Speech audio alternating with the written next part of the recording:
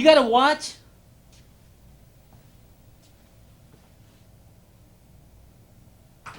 You have a watch by chance? Not on me. Or let's see if I can find one. Maybe get a cell phone or something so I can keep track of time. I forgot my watch at home. Yeah, just anything. And I can record in the back. But we should keep this door open. Okay, that's fine. I'll close this door. Okay. Just to prevent the echo, but we need to keep that door open because I gotta make sure that nobody comes in and steals stuff. Okay, it's almost 20 after. We can just get started right now. We'll do a countdown and we'll start. Good afternoon, ladies and gentlemen, and welcome to another segment of Asaph Cafe. I am your host, Asaph Adonai, and we have Mr. Scott Ranf with us today, who's going to be on the cafe. He is the host of Wake Up Missoula. And what is your other title here at the studio? Technical director. Technical director, yeah, that's it. Okay, cool. Well, guess we can make this kind of short today. It's 20 after on the dot, Nope. so... And today me and Asaph just celebrated our 2-year anniversary on Facebook, I guess. That is correct. It was this very day, or was it yesterday? It was today, I guess. Today, that's right. Yeah, that's right. 2 years, and then yesterday was Noel. Yes, and then the week before was your first time on our show. That is correct, yeah. So, yeah, 2 years. Yeah, time just flies, doesn't it? It totally does. Yeah. Well, I'm going to do this familiar song here.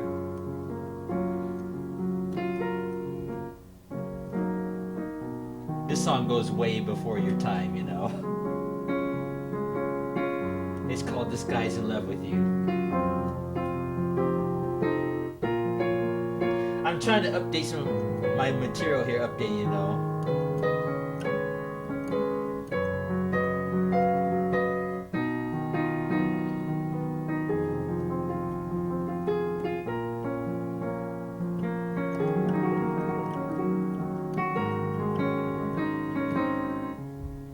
Stop right there instead of doing it all the way through. Hey, it's your show. You can do whatever you want.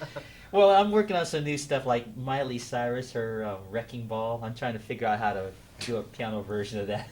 Good luck. Yeah, it's something like this. That'll get the audiences. You recognize this part? Yeah, I totally do. And then you should do like those panta playing.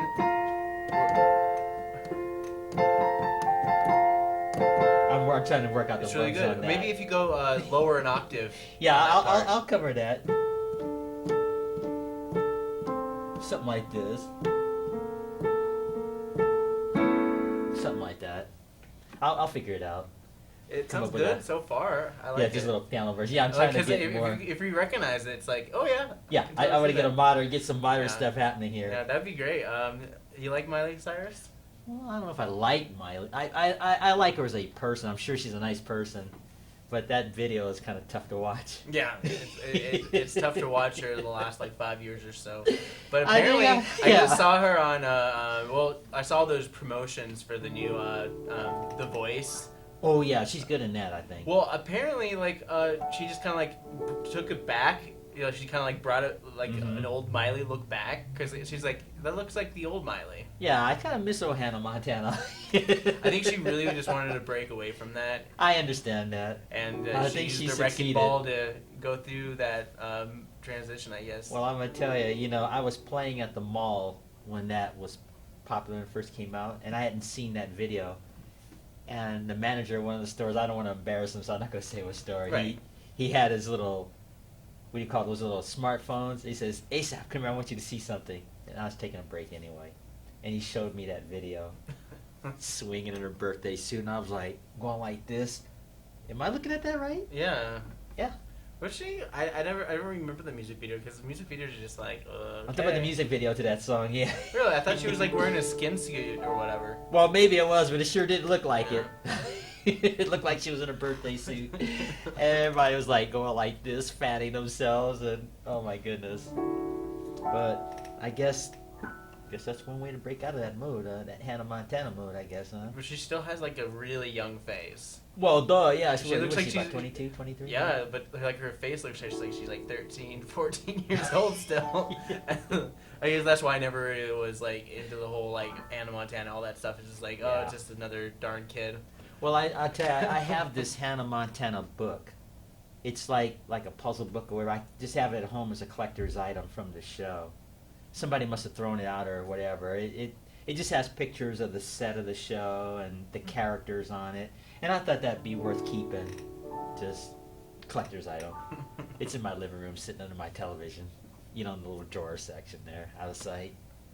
So how have you been? Me personally, yeah, just pretty good. I started a new shift here at MCAT, so I'm gonna be working a block schedule with Christian. So 1 week I'll be working Tuesday, Thursdays, and another week I'll be working Wednesdays, Fridays, and me and Christian will switch. And you're still gonna be doing Wake Up Missoula, right? Oh yeah. I just 9 more hours of work. Well, if I'm saying that right to the TV audience, for those who don't know what Wake Up Missoula is, I describe it as a news program. Yeah. I describe it as a talk show. Yeah, talk show. They do city council news and yeah, and I was just watching city council on Wednesday, from yesterday, which of course I don't know when this is going to air. And one of the bigger topics is that they're going to be changing like breweries or taverns from conditional use properties into permitted use properties. Okay. So basically that means that if they get permitted, they can actually build a tavern or a bar at like residential areas. Okay, I see. But it's all about permitted process because that's going to be pretty permanent, right? Well, it's part of our Missoula, which is the inward growth policy that Missoula has implemented.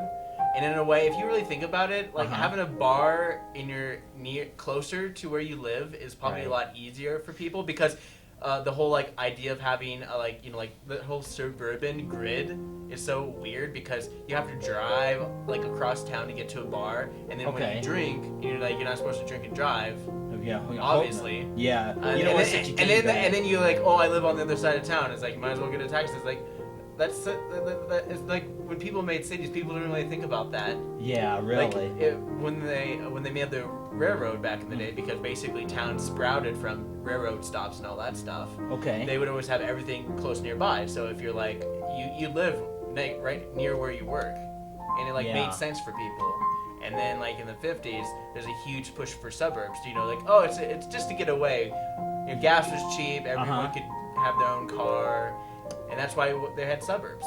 So that hasn't aired yet. It has aired, and I'm doing a review on it. I'm going to be talking about it more on the morning show on Friday morning. I think it's really interesting about how the dynamic between commercial and residential has always kind of been separated. Not because it's like a personal thing. It's more like it's just kind of how it has been in the last like 60, 70 years. Okay.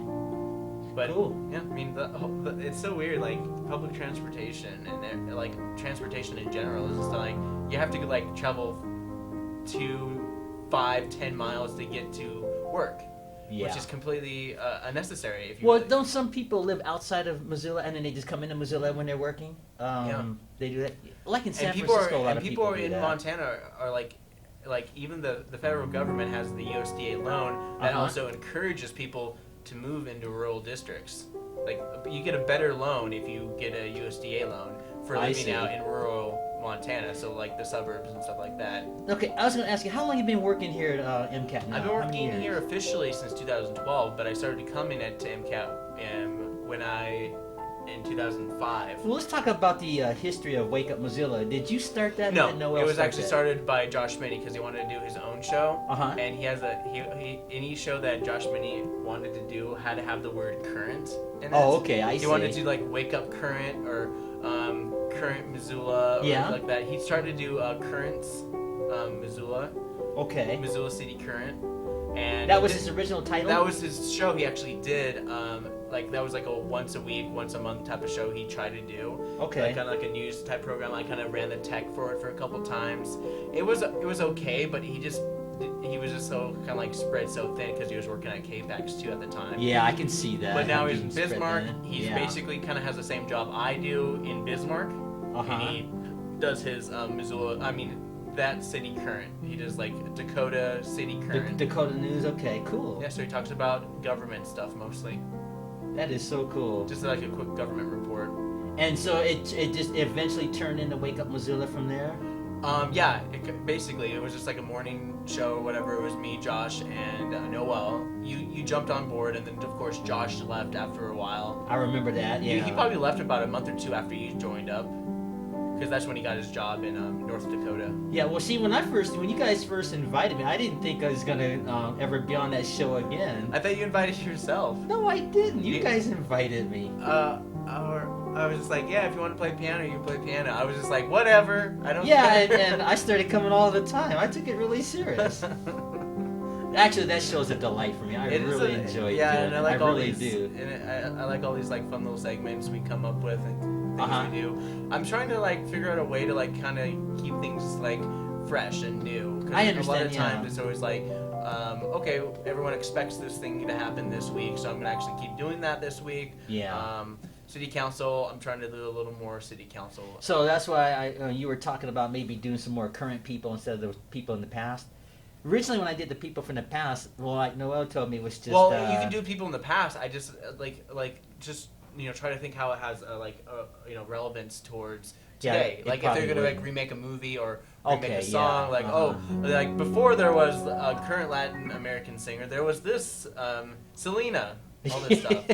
Yeah. And I like how you did it with the Olympics too. Like during the Olympics, you did all this great stuff for the Olympics. Well, and it would have been really cool. On, yeah. And it would have been really cool because I remember back in I think it was either 2000 or 2002, like the Winter Olympics or whatnot. Yeah. That Pavarotti, the one of the three tenors. Oh, Pavarotti, you're talking Pavarotti. Yeah. Yeah, he sang "Oh Canada" for Canada, and that really stuck out to me in my mind. Yeah, So, that's quite a song. That "Oh Canada," the Canadian. Was it a Canadian national anthem? Mm-hmm. Is its title? Mm-hmm. Yeah, I'll play that for you. Well, I'm not Canadian. You can't play it for me. Well, I'm not Canadian either, as you can see. It's a good song. I mean, yeah. A lot of national anthems are pretty interesting. Let's have fun with it. There's always an annual competition in the European Union for their national competition. Did you know that?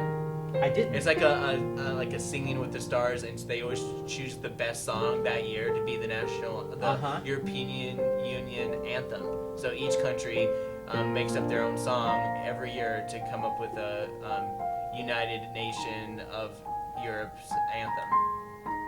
Okay. So I thought that was pretty interesting, and I think it's like in the spirit of competition. Rather than like fighting with weapons, they fight with music. Here's the conclusion.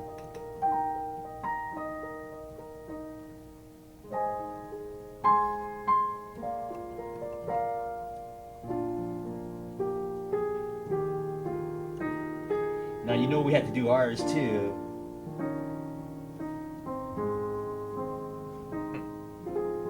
It wouldn't be complete without doing ours, Do you remember who wrote this song? Francis Scott Key, I think it was. Was it? I think it was back in the War of 1812, I believe. And he was just hanging out, and like there was like the huge battle during 1812, and the flag was still there when he was looking out there. It's like, this would be a good song. I think the war stopped temporarily too while they were doing it, singing it. Yeah.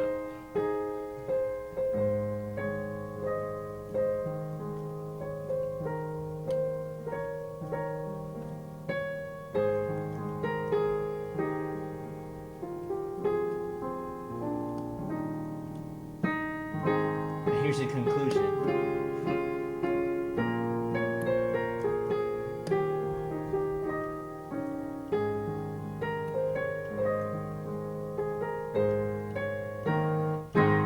There we go.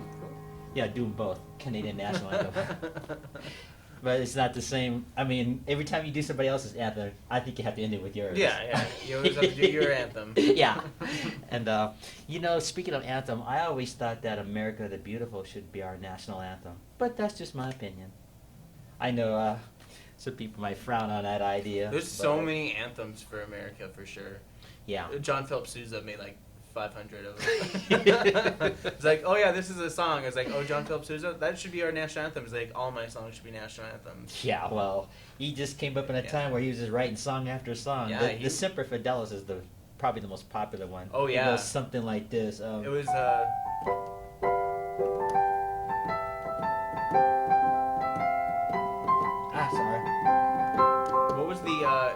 Is it Over There, the Army? Over there, over there. That's the Or Navy. No, I think that's the Air Force song. I think that's the I can't think of Because its I played title. like I mean when I was in when I did city band, we have like the one song where we play a little taste of all the Listen, let me see if I can figure all it out. all the military branches.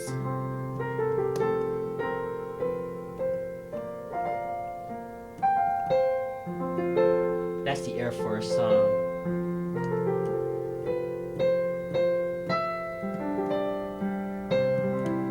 Something like that.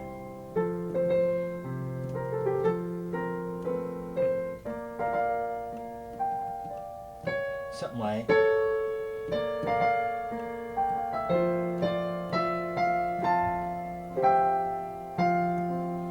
Something like that. I think that's the Air Force song. I can't think of its title now. Nah. I'm just going brain dead here right now. Something about the Wild Blue Yonder or something like that. The Air Force song, and then the Marine Corps hymn goes something like this.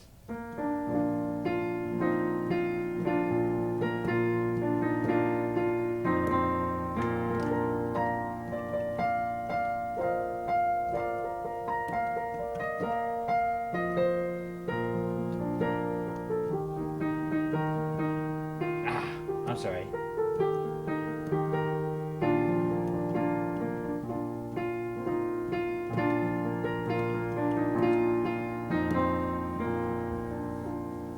Something like that, the Marine Corps hymn. This is a true story. I was playing at the mall one year, and I had just started playing that, and I was doing a more fancier version of it, and I didn't notice that there were two young Marines in full uniform, and they walked right up to the piano, and my first thought was, oh man, I know these guys are going to lay into me for doing that, and they stood totally at attention. Yeah. They did not move until I finished that song. And then they kind of smiled at me, and I was thinking to myself, I'm glad. Because I didn't want them to think I was making fun of them, because I wasn't. No, definitely It not. was just a coincidence. When you play that song, it is for their benefit. For sure. But I didn't see them when I first started playing it. Wow. Well, because, you're in one position, they were like on my backside, and then they walked up, and I saw them out of the corner of my eyes. I started playing it, and they did. They literally stood at attention until I finished that song, and then gave me a little smile, and they walked off. Young guys, boy, these guys looked like they could bend a tree. Their uniform was just immaculate. Just shoes shine, buckles shine. It's just like in those movies, and it was pretty cool. So I was glad I was able to accidentally play that for them. And I'm glad I didn't get in no trouble either, so that made me feel good. But no, they just, I think they might have been recruiting at the mall that year. I don't know. Can you believe it? This is going to be my 6th year coming up, playing at the mall. Wow. Time just flies. When are you going to start? Probably the end of September or maybe mid-November, something like that. I've been preparing for it. Get that Dance of the Sugar Plum Fair. I want to get that. Get the Miley Cyrus song ready? Yeah, I don't know if I'll be able to get that Miley Cyrus song quickly. I've just been working it out recently. Have you tried writing it down? Like, well, I can. It's easier for me to figure out how I want to do it first, and then I write it down. Oh, okay. Just to avoid the confusion, because if I start writing and I don't have it, I'll end up throwing out a lot of paper. So it's just easier if I just sit down in front of the instrument and just, I might come up with a little introduction, something like that.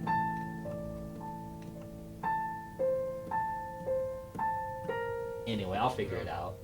I can totally like that it starts with melodic like that, and then you have then you lay down a chord. Yeah, I gotta figure out what chords I'm gonna use, and I have to listen to that enough times. The nice thing about a lot of those pop songs is that they only have like 3 to 4 chords in the whole entire song. And there's a universal system too, depending on what key you're in. But I just gotta figure it out, and I will. But see, the point I'm making is I want to update some of my material. So I thought that Wrecking Ball would be a good song to update if I can figure that out. And maybe some Taylor Swift songs, and I guess maybe some of those songs that they play on The Voice. But some of those are already cover songs. Right. So I've got to just dig into their albums that I think are current that people can relate to. And I think people are going to like this piano version when I figure it out. So I'm working on it. I'm working on Miley Cyrus' Wrecking Ball piano version of it. I'll get it. And I'll just do it in the same key that she sings it in to make it easier. You know, speaking of Miley, you never know what that young woman is going to do, say, 20 years from now. Oh, what kind of humanitarian thing what kind of person might... she's going to be in the next 5 years. Well, the reason I'm saying that is because I saw an interview with her and she was puzzled how there are people who can't feed their families, yet she can get on a concert stage half dressed and make a zillion dollars. And that's messing with her head, according to this interview. And who knows, maybe she'll take that fortune she has one day and really put it to good use. I don't know. You never know. Well, with her just asking questions. She's a young like working that. girl. And I know, and I realize and that. that's how most people react to those kinds of things. It's like, well, you're really famous for doing this one thing, but did you know that that people are dying? It's like, yeah, well, what? But you know, that's always been going on. If you think of life, there is so much, what's the word? Inequities in life. You ever thought about that? Yeah, there's a lot of inequalities. Yeah, I know. It's like somebody can make like $500,000 just doing one thing, and others have to, really scrape the bottom of the barrel. Yeah. And I've always puzzled with that myself. Why that is, I don't know. It just is. That to me is a mystery. It is interesting. It's a mystery in life. And I struggled with that too. Because I used to, when I was growing up and I was taking a lot of piano lessons, I used to think, how come I can do all of this? And then there's other people who just lucky if they can find middle C on a piano. Of course, I wasn't making $1 million like Miley Cyrus, so the point that I'm making is that must really be messing with her head. How this young woman, 23, can make all these millions of dollars, and there's people and around the world, and she said this. So I think maybe she'll take her fortune and start helping people like in Africa or China. I mean, you can only throw money at an issue, and I know. Most of the time it just doesn't stick. And another side of that too is even if they send money, I think the dictators will intercept it. Well, I mean, it's not necessarily the dictators. It's like a lot of times if you give the people the means to not do anything, they won't. Like you give them money, and then a lot of times. It's like a lot of people. It's a system because people like working the system. People know how to work the system, and it seems like they give like X amount of money for doing nothing. Like there's some welfare programs where it's just like, well, I can get a job for pennies on the dollar, or I can get X amount of money a month for doing nothing. Yeah, I don't know. I don't understand life myself. Yeah. Well, like. I don't know. It's interesting how like life shifts and life's like all kind of like it's all surrounds the dollar, the money, and all that stuff. Yeah. And how people are just like I need this amount to trade for this thing and all that stuff. I don't know. That's inequities of life. Because it's like nobody can be. A lot of times you can't really truly be self-sufficient. Because then you'd have to get build your own house in the woods. You'd have to cultivate your garden. Like, how do you get all that stuff prepared? Yeah, like, really. You have to chop down a tree, and then the tree's too heavy to move. You're just like, okay, I guess I just chop it up into even more sections, stack it on each other. Yeah. And it'll probably be done like in a month if I do it by hand. The other side of that too about inequities, if you see somebody who's blessed, the other side of that is to rejoice with their blessing and say, hey, congratulations, so that jealousy doesn't creep in. Right. Just a thought, And some people, they get their money it's like through inheritance or maybe some lucky thing happened in their life. It's like this. It's like like you're at a certain point in your life and you see someone who's considered below you in a way. Yeah. And most of the time it's always apathy. You're always apathetic towards them. And then you see someone who's doing better than you and just like, oh, good for you. Yeah, you don't want to be jealous of someone's blessing. That's where I was going with that. If somebody's like Miley, but jealousy for example, is a feeling, and a lot of times feelings you can't help feelings. A lot of times you can try to mask them. You can try to say oh, good for you, good job, I'm proud of you. A lot of times some people. Yeah, you'd be overnight like. It really, you don't want to do that. It's based on who you are as a person. Like if you get jealous from that, that's that's just kind of testament of what kind of person you are. Yeah, and see, I don't I don't like 'Cause, get like, jealous of people, but I do notice the inequities in life. I mean, It's just there's strange to me. I mean, there's sometimes I get envious of people who have, who've struggled. You know, I'm envious as like you've struggled to go to college. You know, you've struggled to do this, and you've made it work for you. And like I like that in some people. I like that they had a struggle to go through that because it kind of reflects on their character of how genuine of a person they are. Yeah, and some people just breeze through school.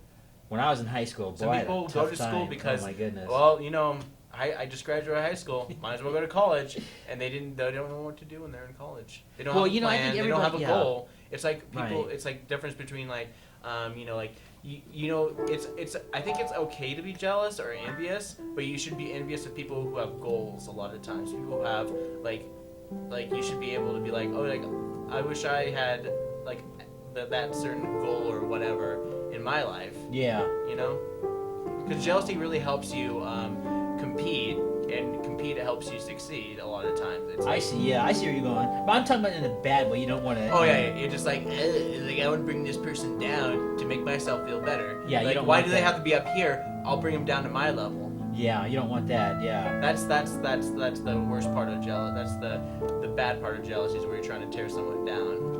Yeah, I know, and I never want to do that. You know, I never wanted to do that. You know, they Duke Ellington. I don't know if you would know him, famous band leader of the past. He was saying a thing about Louis Armstrong. He said Louis Armstrong was a guy that was born poor, died rich, and never hurt anyone along the way. That's a beautiful thing for someone to say about you. Yeah. You know, think about it. So, as I was saying, yeah, you know, you don't want the bad jealousy where you want to tear someone down or try to destroy them because of their success. Speaking of a lot of the old jazz guys back in the day, they just did a documentary about Miles Davis. Yeah. And apparently, when I was watching the trailer, I was like, this guy's kind of a character, wasn't he?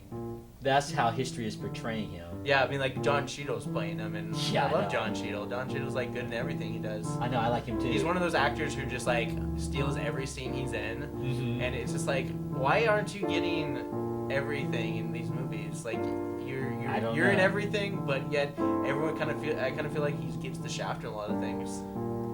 You know, speaking of Don Cheadle, now that he's played Miles Davis, you know, he can play a little trumpet now. And he was on the Tonight Show with the Tonight Show band, and I know he wasn't like technically as proficient, but I think he did a good job, and I liked it. Mm-hmm. It was fun to watch him. Like he was like doing like what Doc Severinsen did, you know, on the Tonight Show. Don Cheadle was like the front guy, even though the other guys were doing their stuff. Yeah, and another really good actor turned like actor musician type is Jamie Foxx. Yeah, he's a great musician. He's already had a history of musician and musical background. Oh, he was Ray Charles, and honestly, one of his most underrated roles he's ever played was in the movie The Soloist. Oh, that's right. I forgot he was in that. With Robert Downey Jr. I remember that. And yeah. he was a celloist, and then that's right. I he was remember homeless. That. Mm-hmm. I think he's not homeless now, but he has like he's kind of out there in a way. Yeah. Because I don't know what he's undiagnosed, schizophrenic or whatever. Based on there's a lot of that going around. You'd be surprised. Goodness. And well, you know, he went to Juilliard, and they had this whole story about him, and it's really interesting about like the dynamic, which also is bringing me to my next point is that apparently the University of Montana School of Journalism just hired somebody who was editor-in-chief of the LA Times, the ones who have printed that story probably back in the day as well. I think that would be an interesting thing to ask him about.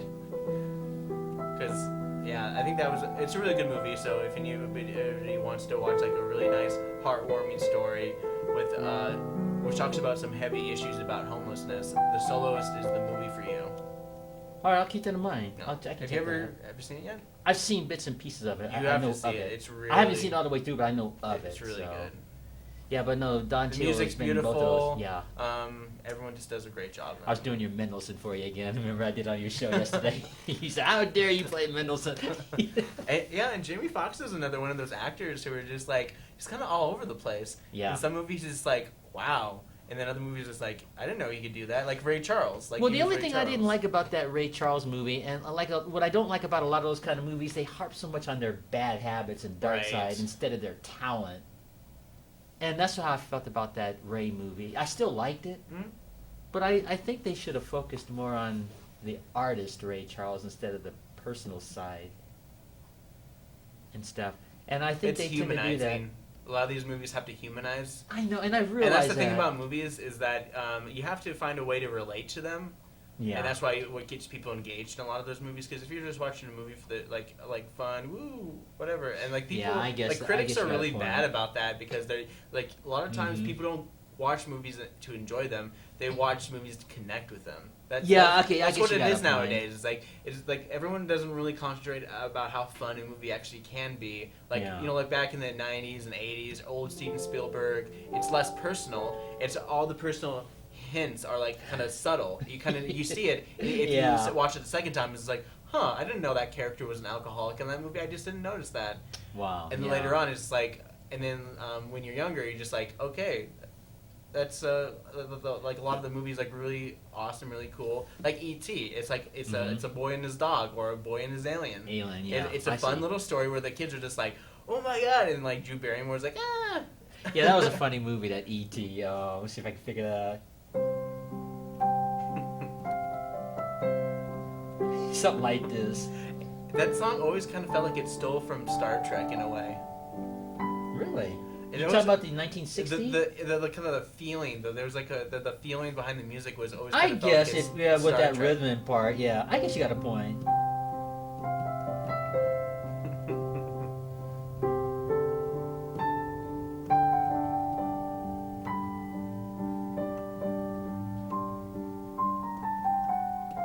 I don't know how to do that. Something like that. But yeah, you got a point. I never thought of that. Never thought of that. Oh well. So much for E.T. Yeah, that was a fun movie. E.T. Yeah. Go Home. I'm sure they'll do it. it. It was super weird because like the one thing I always remember from ET is like when they rebooted it and remastered it or whatever, they exchanged the guns in the very last chase scene to radios. Oh. It's like shotguns, and then Okay. they just switched them out, like using CGI into radios in their hands, and it was just like, huh. Yeah, I gotta ask you. Do you have a personal favorite movie? Personal favorite movie would be A Christmas Story. The new remake one? No, Oh, the original one you're A talking Christmas Story. Oh, okay. Remember Ralphie. about? Okay, I Well, just wanted. Well, there's so many remakes. And There stuff, was never so. a remake. Not of that one. No, they never remade that one. Oh, okay. The That's Christmas next. Story is an original. Well, I know piece. they made It was the, like in Milwaukee. They're all hanging out, having Christmas. He remember, wants yeah. a BB gun. He shoots your eye out. It's one of Well, my they've favorite done movies. like remakes, like the Charlie Brown remake, the 3D version. Oh yeah, that And one they actually did- was pretty good. Yeah, it was. And then they did the remake of The Grinch with Jim Carrey. It was You didn't okay. like that one, huh? I thought it was okay. You know, Okay. I don't know. Like Jim Carrey is just like he's either too much Yeah. or he's just in the way. Well, you know, he got started on that. What was that TV show? It was Living Color. In Living Color. Yeah. And I thought he was kind of amusing then. He was really like off the wall, like Yeah. all over the place. In So that I can show. see why he made it. So, but you didn't care. You didn't like the Grinch that much. I liked it. It was all right. Yeah. Oh well. It has a good story. Yeah, You it was know. just like the book. They just added some more things to make it, like you're saying, where people relate and stuff like that. Like that scene at the beginning when those kids were climbing up the hill to touch the Grinch's Right. door for their girlfriend. I guess that's relatable in a way, in a small way. Right. And then they get all freaked out and they slide down the mountain. It's the Grinch. And oh well. But I'm sure they'll be repeating both of those Grinch movies a few months from now. So we got about 5 Oh, yeah. minutes left. Yeah, okay. See, some 30, 40 minutes have almost gone by. Really? Yeah, time just flies. Woo. It just flies when you're talking. And I appreciate you being part of this. So it's more interesting when you have someone on the show, I think. So what are your future plans before we... Future plans, like how far in the future? well, I don't know, say 5 years from now? Make Well, it, you graduated from college and you're Yeah. working here. Mhm. You think you'll ever go into journalism as far as like full-time journalism, like yeah. KPAX, local yeah, station, or bigger, or whatever. maybe like NBC or something. Yeah. Well, if I do that, I'd probably just run tech, like all behind the scenes and running like a director. So you wouldn't want to be like a yelling news at a lot anchor, of people. huh? It's like point the camera at the person, point it. So when we see you like, when the news goes off, you see these guys in the background. Those are the like, Florida managers. Yeah. They don't really. They just listen to the director, and I'll be like, okay, count them down in 5, 4, 3. And then they put their hands up and do that. Yeah. So you don't think you'll ever be a news anchor? I can only do so much. Yeah. Well, I think you know I'll do a I'd have great to go job to, on your I'd have show. to go to do additional speech therapy because I'm always I have issues with words. Well, you would never know it watching your show. I enjoy it though, really. I really enjoy that Wake Up Missoula show. Yeah. Usually that is such a delight for me to be able to be a small part, and I enjoy watching you two. When I'm it's playing it's a nice little fun show, and it is. Yeah. It's great, and I hope I always you guys want to do more with it. I just don't know how I'm going to do more. Well, okay, you got your Hallmark or Bullmark, and then you've got what was So if you guys don't know, I do a section tell called Hallmark or Bullmark. It's I do every Wednesday morning. Asaph usually plays like a background music that like the Young and the Restless or Bold and usually Beautiful. that one, the Bold And Beautiful, and I read a synopsis from a Hallmark original movie, or do I? And that's how I always introduce it. And it's Hallmark or Bullmark, so you guys have to determine if it's real, it's Hallmark. If it's fake, it's Bullmark. Yeah, that's fun. And what was the other one? The latest one? Oh, the Tales from the Weekend. Yeah, I'm still getting used to that one. I'm still getting used to that one too, because the last one was like 4 pages long of like me talking. I'm just like. So you had to write that? I wrote it, like typed it out. So that instead of the audience guessing on that one, it's just more. It's just me just telling a story. Me just trying to express my creativity and just making things up. Oh, I see. Okay. And I'm taking from my old days, from prior to professional Scott to college worthless Scott. Well, hey, if it works on your show, that's cool. Yeah. Well, I think your show seems to be doing very well, and it's growing, from what I can see. Yeah.